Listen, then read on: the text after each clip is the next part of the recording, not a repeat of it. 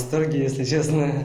Очень долго этого ждал. Ивану и Лейсан повезло. По республиканской программе они получили квартиру больше 30 квадратных метров. Но есть те, кто по этой же программе получает лишь 18 квадратов, а то и меньше. Депутатам предложили установить минимальный порог. Тот законопроект, который сегодня Кабинетом министров внесен, что минимальная площадь предоставления детей ребенку-сироте должна быть 24 метра, на мой взгляд, делает самое важное, вот именно унифицирует эту процедуру защиты. Минимальная дана планка, да, то есть, пожалуйста, но не ниже. Депутаты поддержали проект. Сейчас в республике жилье ждут 1239 сирот. Каждый год получают новые квартиры больше 300. Это в рамках одной из 10 республиканских программ по обеспечению татарстанцев жильем. За последние 5 лет израсходовано 98 миллиардов рублей. Около 60% из них – это деньги из республиканского бюджета.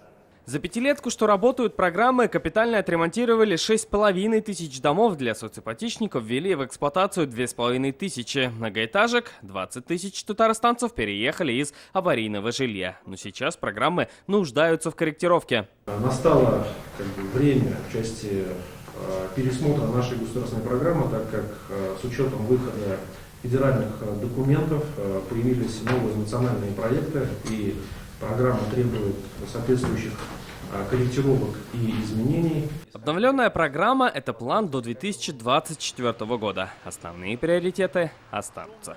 Салават Ухмандуллин, Марат Зайдуллин, ТНВ, Казань. Смотрите все новости дня, программы и фильмы в наилучшем качестве на YouTube-канале ТНВ. Подписывайтесь.